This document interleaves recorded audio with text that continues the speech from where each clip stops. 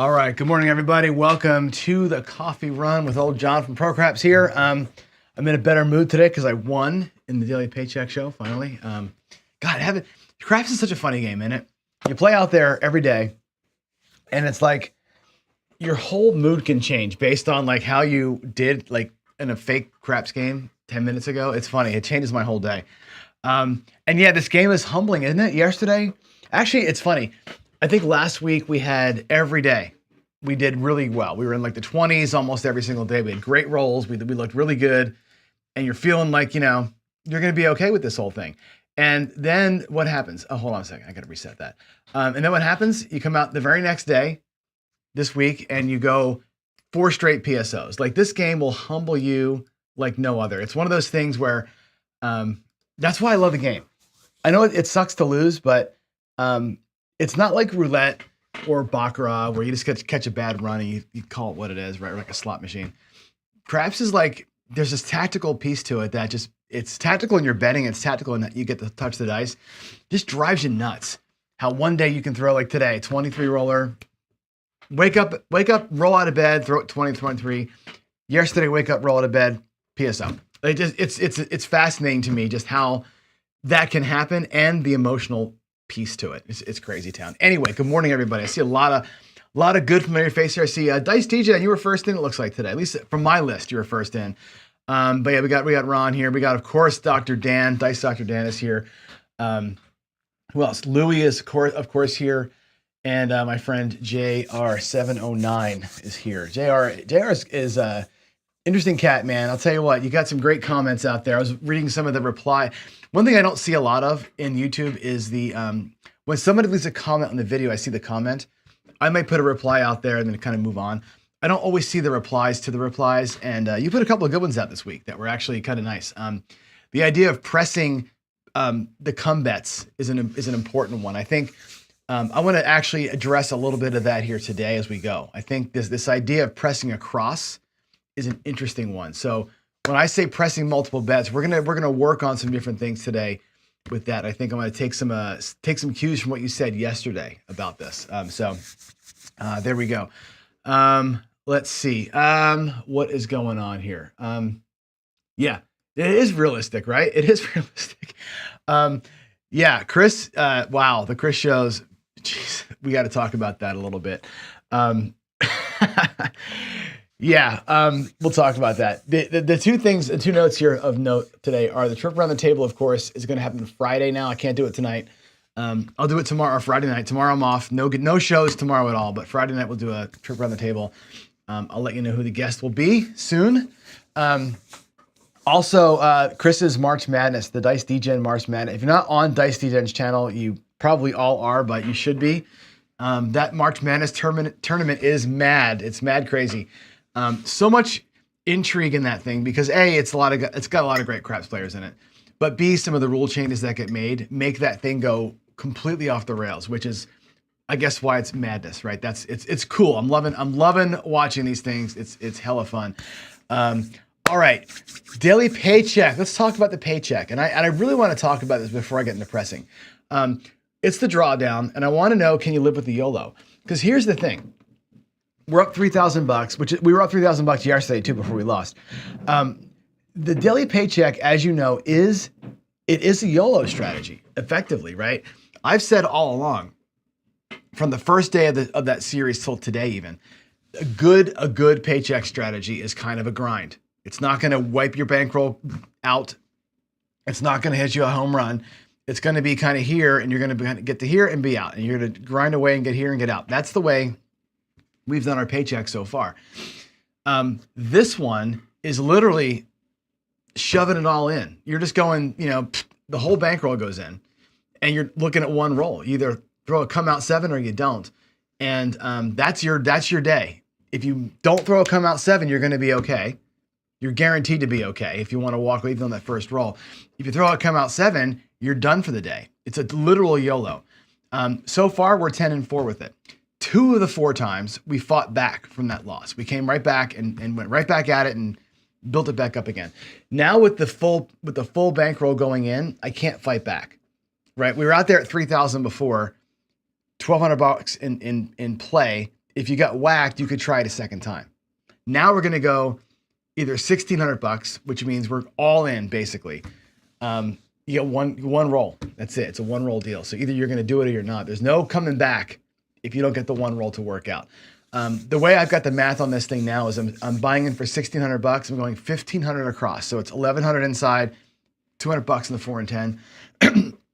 Anything in the box hits, you're $350 to $400 in profit.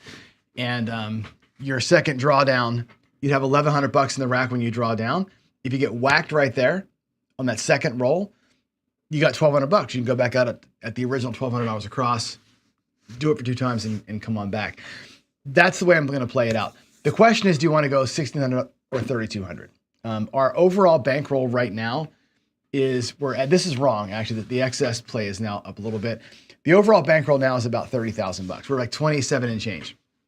So our buy-in for the drawdown could be, it could very well be $3,000, right? $3,200, which means I can go out there for $3K across and do the same pattern, just at bigger money. It doesn't matter if you win or lose, you're going to win or lose at the same rate. It's just that the wins will be $1,000 instead of $500. The losses will be $3,000. Like proportionally, it's the exact same. It's about using the bankroll the best way, right? The reason to have a big bankroll, master bankroll, is to buy in for bigger amounts and win more money.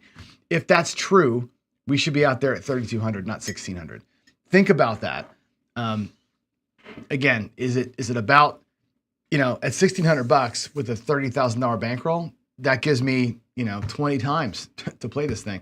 So just think about it. What do y'all think about the smaller, larger bankroll? But either way, it's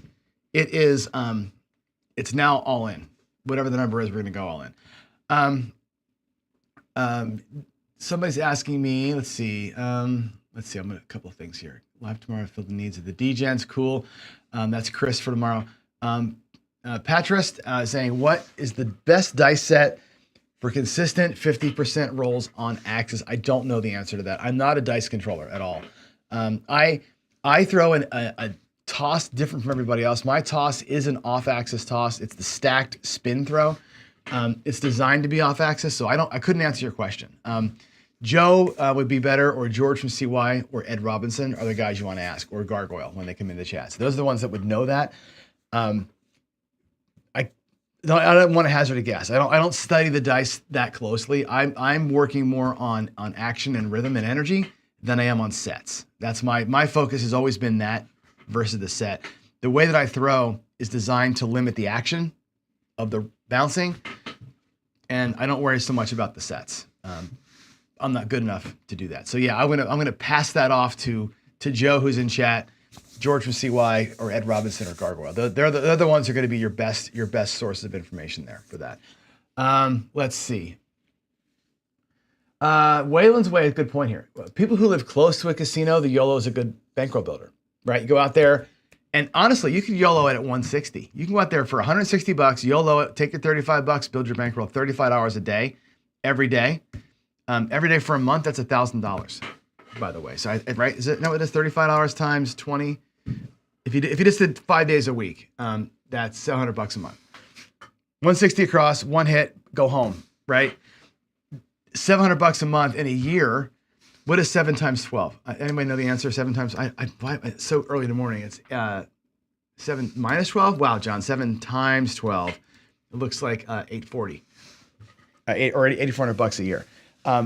You can literally go to the casino with $160, win $35, 5 days a week, and make $8,000 a year to build your bankroll. It sounds trite and silly and small-minded to think that, but Waylon makes a great point, like he always does. Like these YOLOs, one hit and down, 2 hits and down. There's no shame in a one hit and walk out of the casino strategy if you live 5 minutes away from one, right?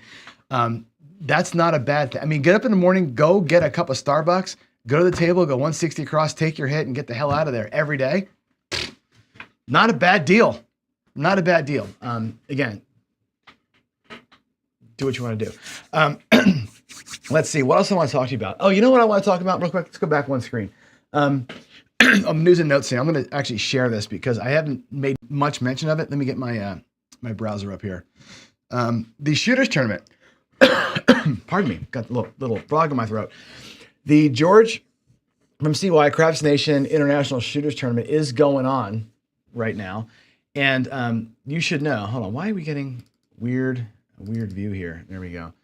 There we go. That was something weird on my screen. Look at that, how it zooms in. That's goofy.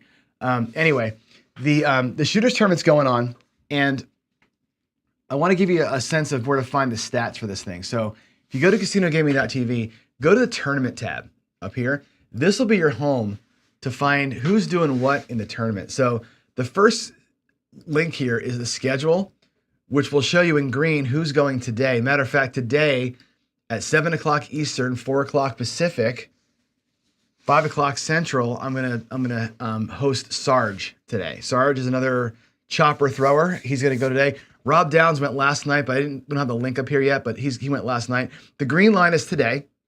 The grays are the ones who've already gone. You can watch anybody's previous throw if you want to see it. The standings tab will show you the standings. And again, it's got a green if you're in, it's got a red if you're not. And of course, a lot of the reds, guys haven't thrown yet, so you can't really count it against them. But yeah, if you look at the rankings over here, I think Larry with the 38 is first place. I actually made it. I got a 17, so I'm going to be in there too. It looks like for now. I'm a light green color, and some of the guys that are on the bubble are these lower yellows and oranges. As the shooters go, there's a lot of people to go still. A lot of people to go. A lot of people that are not yet scheduled. You can see their scheduled dates here. As they go, we'll get their numbers up in here for you. Okay. If you wanted to look at the stats, you could actually look at everybody's statistics. So I've got everybody in here. You can click this thing and you can click on anybody's throws. You can you can watch George. There's George's first throw. There's George's second throw, and there's George's third throw. You can watch what anybody would have done. You can look at the aggregate. As a group, we are a 6.22 SRR. And you can see as a group, here's the number of points made and missed and the shooter lengths and all that stuff. So you want to look at the stats for everybody? Here you go. And again, you can pull up any one person's throws that you wanted to see, or look at us by the total. So there it is. Actually, it's kind of cool. If you look at I think it's Larry's third throw was the big one. His 38 roller. Look at this roll, guys. Hit the ATS. Repeater bet on the 2, the 4, the 8, the 9, and the 11. If you're in Reno, you're making mass bank on that one. That's a hell of a roll right there. That is a hell of a roll.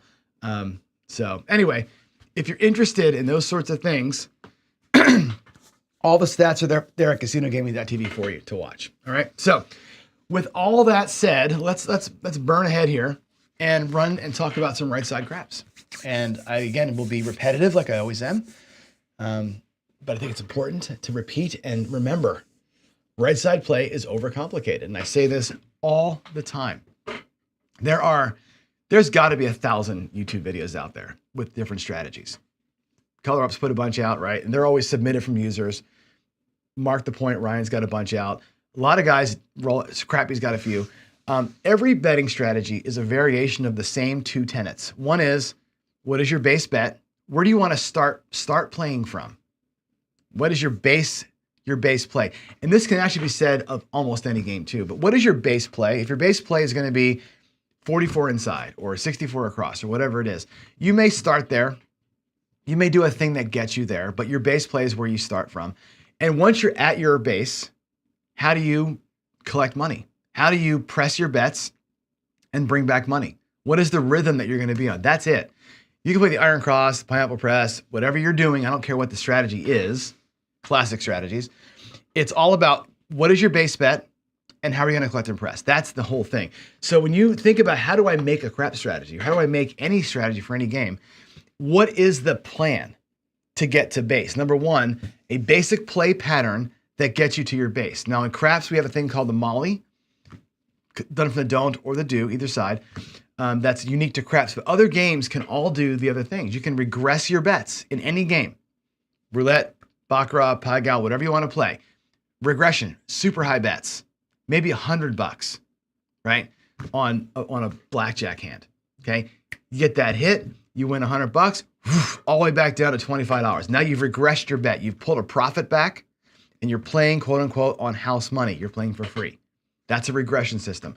They're big, a lot of risk, right? But you get to play a base pretty quick. You can press to regress, which is like a half size that, maybe a $50 bet, take the win, press it to 100, take that win, and now you're back down. So it takes a little bit longer to get there, but you can press and then regress down. Or you can just say, screw it. Why have all the extra risk? Let me just start at my lowest bet. Start at 25 bucks or whatever your low bet is and just go from there, right? Whatever that is, that's getting to your base. It can take 1 or 2 wins or 3 wins or 0 wins to get to your base, and that's where you start from. Once you have a base bet established, hopefully it's been paid for by a previous win, then you pick a way to collect and press. You can press a single unit. Let's say you have a $25 bet. You can go from 25 to 30 to 35 to 40 to 40, right? You can go half pressing. $25 bet becomes 35. A win at 35 becomes 55 or 60, and you kind of press by half of your win. You can flip the win for the bet, like I showed you yesterday. You can press in craps sister numbers and roulette. You could take a win on the black and now grab a dozen with the win. You can do other things like that. You can move bets around. You can, like we're going to see today, bet the sisters or bet other things. Tomorrow or Friday we'll take a look at betting more hardcore. Hardcore hammer pressing, I call these things. Whatever you do, get to base. How are you going to press and collect? Give that sucker a name, and it's your crap strategy or it's your play strategy. That's it. That's the entirety of gambling right there. There's, in a nutshell, that's it. From the right side, in craps, we've talked about this, unit pressing, up and pull, right? Your bets get bigger as you go. We love that. We love that we're using our profits to power up our bets. We love that we're always collecting. That's a beautiful thing. It can be single unit, double unit. You can press just your change. The downside of this, though, is that your ceiling is kind of low. When you're going up from 25 to 30, from 30 to 35, you're only increasing your bet by a small amount. So your top end on a great run is going to be pretty small. However, you are always collecting, and you're collecting more than most people are on every single hit, which is a nice thing. We talked also about flipping. That was yesterday's topic. Flipping is a great way. And again, it works better in craps than some other games, but you can basically replace the bet with the win. You got a $10 bet that pays 15 bucks, right? Take the 10, place the 15. 15 wins 20. Take the 15, bet the 20. And just kind of keep rolling like that. That works good in games like roulette too, where you have, bets that pay more than 1-to-1, flip them. And you can kind of increase your bet size and you catch 2 or 3 in a row. And boy, oh boy, before you know it, you're raking it in. That's a great way to press easily too. It's very simple. Again, you're always collecting something, using your profits to increase your bets, which is great. Again, low ceiling though, and it's a slower build like the single unit pressing. Today, we're going to look at this idea of pressing them all. Now, this could be done again in roulette and craps only. This is not going to be a thing for other games, but rather than pressing what's hitting, right? Let's say you're on roulette and you're on black.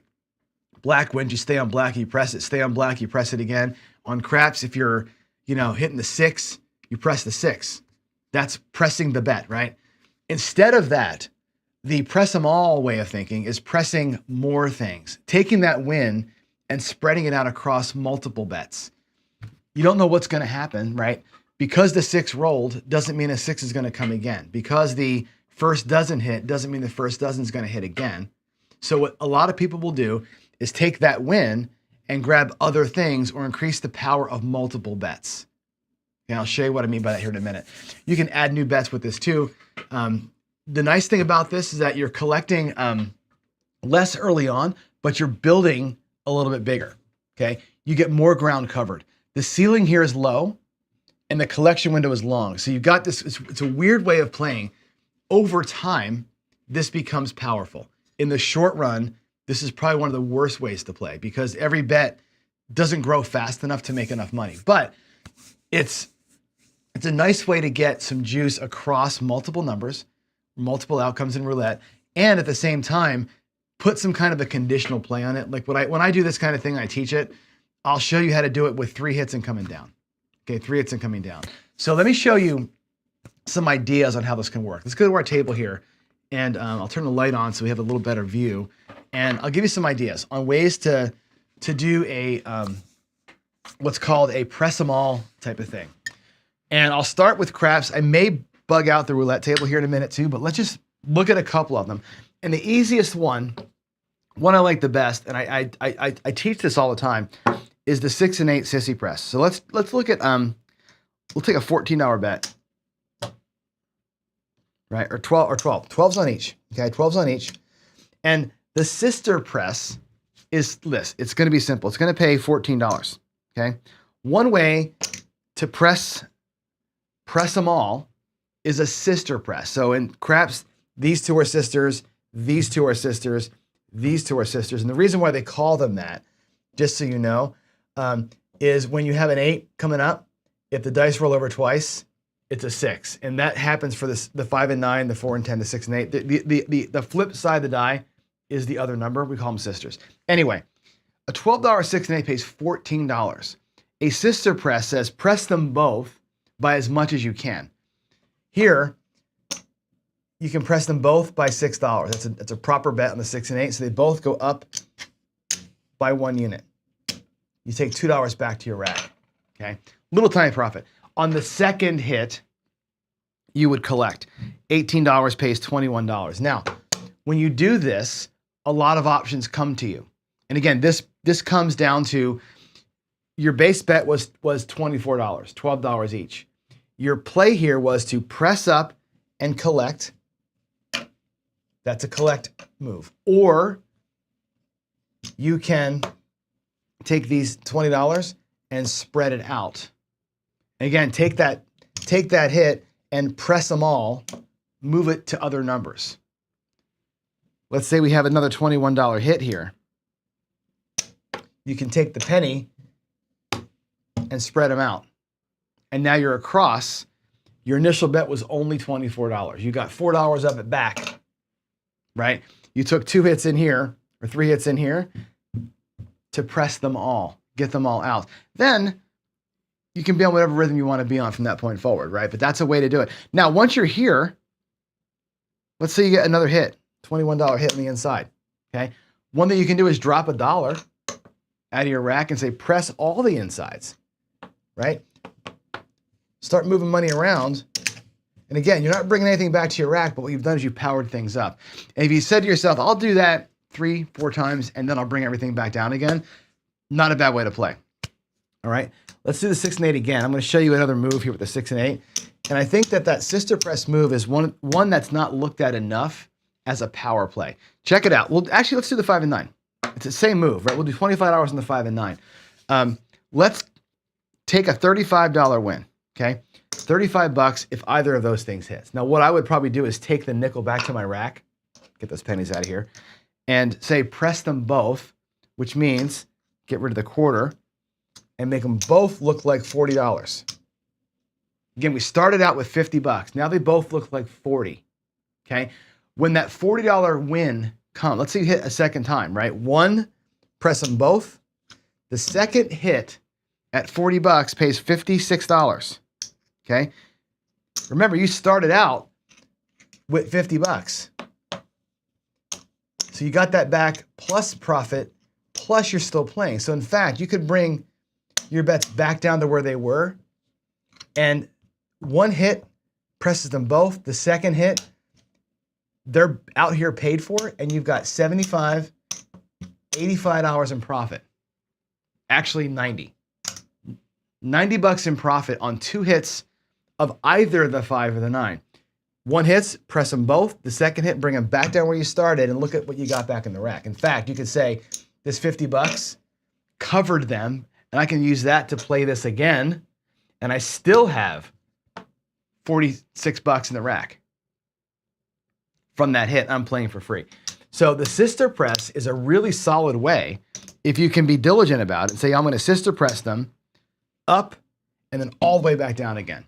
Up and all the way back down. You can just rinse and repeat that all day long, right? You don't have to press to the ceiling. You can do the move I just showed you on the 5 and 9 over and over and over again. And every time you hit 5 or 9, you're bringing back that $60 every single time. What was it, $65 every single time. It's beautiful, right? The 4 and 10, same thing. I love the 4 and 10 because look at this. They pay $50. Sister press them. That pays $100. and you're back down to your original bet, you got your original bet back in the rack, you got $100 in profit locked up, and you're back out there for the same bet. Guess what? Every time you hit the 4 or the 10, either of them twice, you're racking a black chip for good. And if it happens more than one time, that $50 becomes more and more and more. That's a simple way to do it without a ton of risk. You can just rack black chips all day long doing that, right? Beautiful thing. That is sister pressing. And it works just as good in other games. I'll show you some roulette options here in a minute. Another way to do it is this. We're gonna go, let's do like a 160 across, okay? A little bigger bet in craps, like so. We know that any inside number pays $35. We know that to go across, it's $32. So let's just say we have an inside, let's just roll. We have of course this is 7, right? Another 7, great, 3 7s in a row. Give me a freaking number. All right, there's a 4. That pays $50 on the end, right? What I would say is press them all 1 unit. Press them all 1 unit. So from 50, we're gonna get $18 change to the rack, and they're gonna press us 32 across, which means putting $5 on each number, 6 on the 6 and 8. And we're gonna count them, that's 1 hit. We'll do three hits and out on this. Watch what happens. Okay, that's hit number 1. Let's get something here besides the 7, right? There's a 5. Okay, that pays $42. And again, I'll do it. There's $42. Press them all 1 unit. $32 to them, $10 to you. A small collect, but again, we're gonna press them all.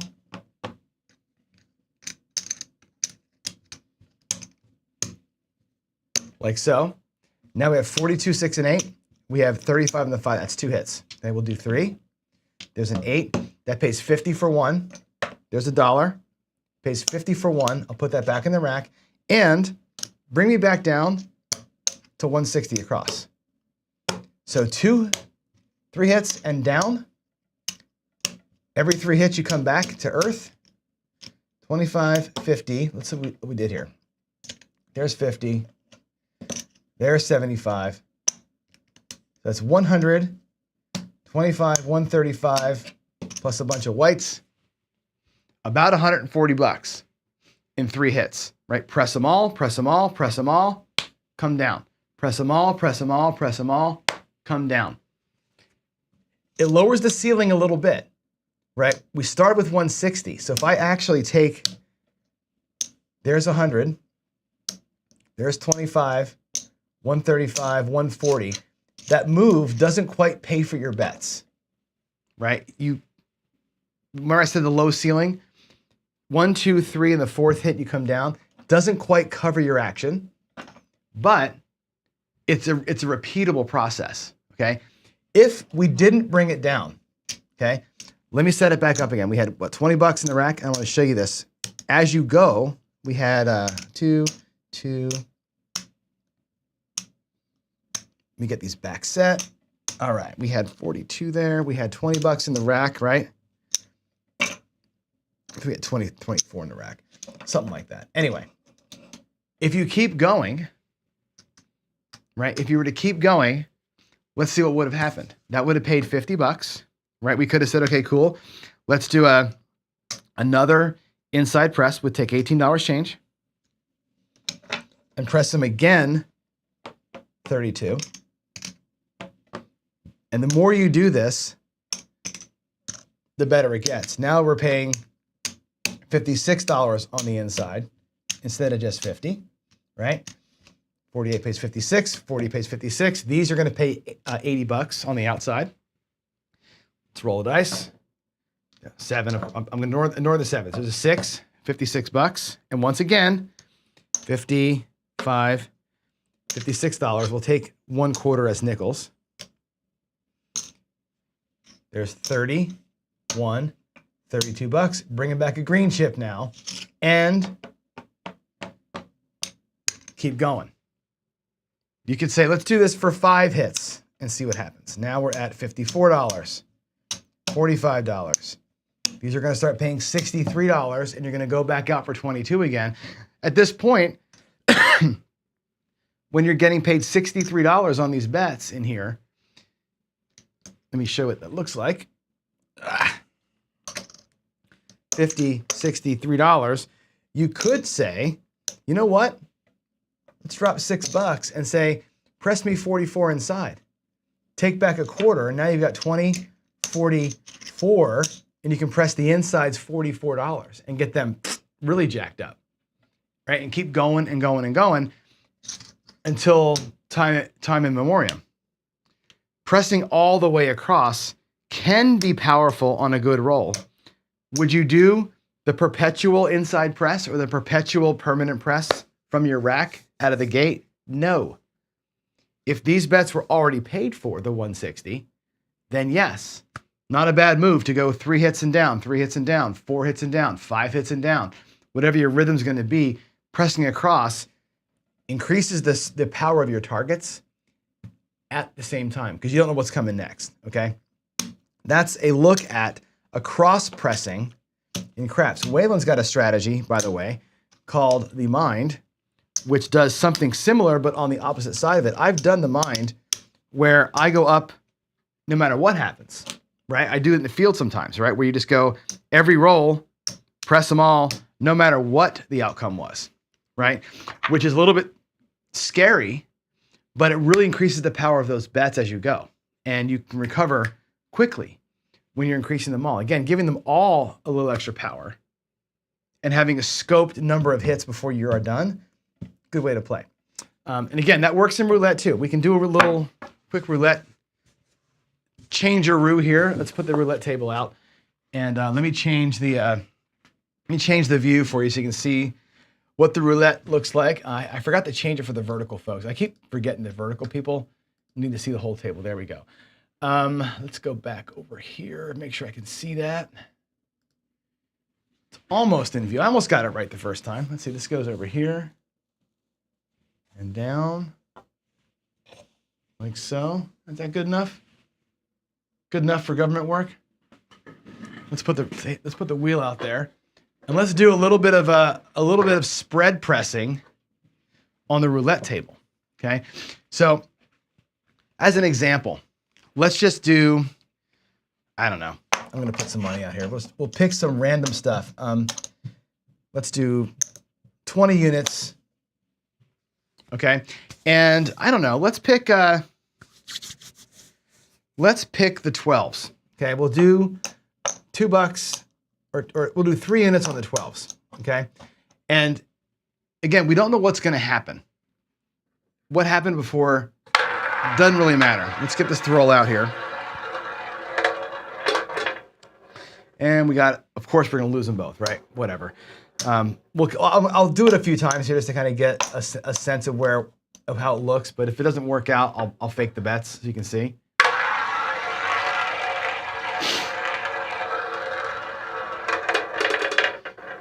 All right, there's a 3.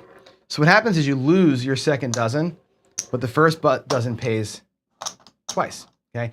So you could same bet it, right? We could say our base bet is actually 10. This would be a regression down to 10, and you're bringing back $25. But let's say we were at 3, and we're gonna do the press them all thing. Well, you won a net of 3. Press them all and take a little bit back, right? Or instead of pressing them all, you can say, okay, we're gonna take that extra bet, and we're gonna grab, maybe we'll take the whole $15 and grab the black, or take $10 and grab the black and put some back in the rack, right? Was it black? Was it actually red? We'll put on the red. So you take a little bit from what you won, grab something else like we did on craps. We took the 6 and 8 and grabbed the 5 and 9. Here, we'll take a dozen bet and grab another half of the table, and we're gonna give ourselves a potential home run. Now, we don't hit any of it, right? We had black and big, so we got cranked. That was a 31. You lose them all, but potentially, let's move this to the red 7. Let's pretend that we had a red 7 come out. Where's my thing? If that were the case, you of course lose that second dozen, but you would have got paid here and here, like so. You're back out on the dozens. You've got extra money there. You can press them all and come back. right? And that is pressing them all. There's no reason to have pressed the second 12 that didn't hit. But since you don't know what's coming, right, the idea is take all my win, press everything I got, and bring back a tiny bit of profit, right? Let's just roll it again here. We'll take one last shot at it and see how she looks. Again, the roulette table wants to play with me. That was a 31 black, so we lost every bet. But you get the point, right? We had a chance there to win decent money, and that's all you can hope for, right? Have a chance to win good money. And again, spreading them out as you win, pressing everything. Like again, if we had won, let's say we had won on red or something, right? We would have won the 3 units. Let's say it was a second dozen red. You would have won 3 and 2. Again, back to the first dozen. Press, press, press, collect. Just like on craps.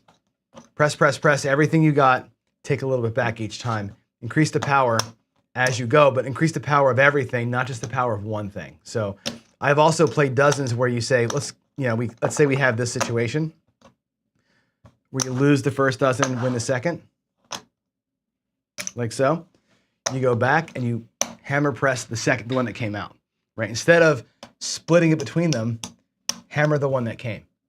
That's a way to play the dozens too, where you're looking for the repeaters, like you would in craps, versus pressing them both and taking some back. So again, you've got options, right? And again, it's not, I know I'm a craps player by trade, but these concepts work in all the games, right? Press the one that came, spread your money around, or grab something different. You can take, a $20 win on black, let's say.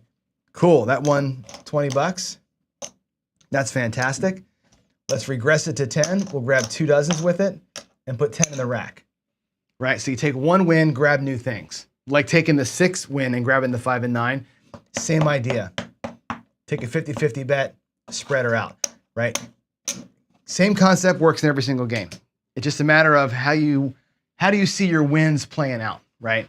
So let's head on back over here and talk through other stuff. Yeah, JR's got a great point here. Avoid underestimating the 5.6 drain, which is the house edge on these roulette bets. It's rough, guys. It is rough. Roulette's a rough game. Roulette is streaky as hell, right? Yeah, the roulette mind, man, that's where it's at. The roulette game is a tough one. It's tough to win in roulette. It's streaky. So you're only there. If you catch a bad run, you got to get the hell out. There's no recovering in roulette.